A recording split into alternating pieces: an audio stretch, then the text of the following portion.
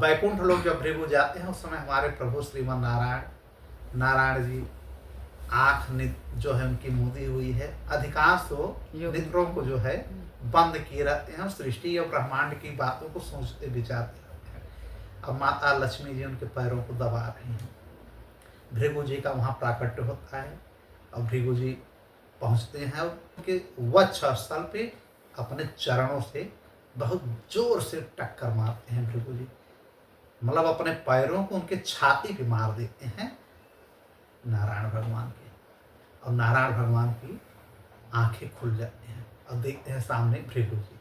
अरे इन्होंने कहा अरे प्रभु प्रभु, चरणों को पकड़ लिए, अपने उस सैया पे बैठा दे, और आपने चरणों से मारा, ये मेरा हृदय कठोर है, आपके चरणों को लग गया होगा। उनके चरण को लेकर के अपने सिर पे इन्होंने रख लिया। भृगु महाराज के चरणों को, ऋषि को अपने सिर पे नारायण भगवान ने रख लिया और सहलाने लगे और जल से चरणों को धुला, आंखों से आंसू निकलने लगे, आंख के आंसू उनके चरणों में गिर रहे हैं और भृगु महाराज को पूछ रहे हैं।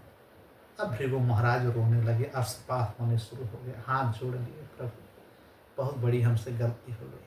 इन्होंने कहा ना भृगु जी ना, ये तो आपका प्रेम है, मैं अपने भक्तों के अधीन हूँ, ये जो आपने चरण मार दिया है ना, ये अब श्री वत्स बन जाएगा जिससे।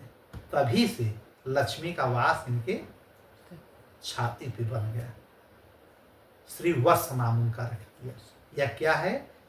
भृगु जी के चरणों का निशान। समझ में आया? इन्होंने कहा कि जब तक अब मैं रहूंगा, अब ये छाती पे आपका चरण चिन्ह सदा रहेगा और लक्ष्मी तुम हमेशा यहाँ निवास करोगी, श्री वत्स बनकर। अब भृगु जी रोए न रोए कितना कि प्रभु मैं आपका अपमान कर दिया और आप हमको वरदान दे रहे हैं कि ये चरण हमेशा आपकी छाती पे हृदय के पास रहेगा, वो भी लक्ष्मी जी का घर आप उसको बना दिए कि हाँ लक्ष्मी जी का वास होगा।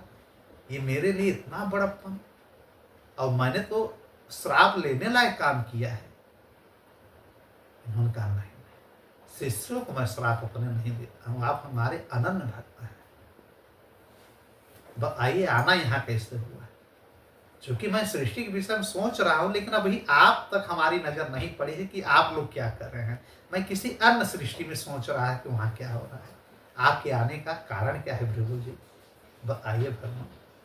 तब इन्होंने कहा कि हम लोग त्रिदेव में सबसे महान कौन है, किसकी प्रथम पूजा की जाए, इसी की परीक्षा के लिए निकले थे प्रभु।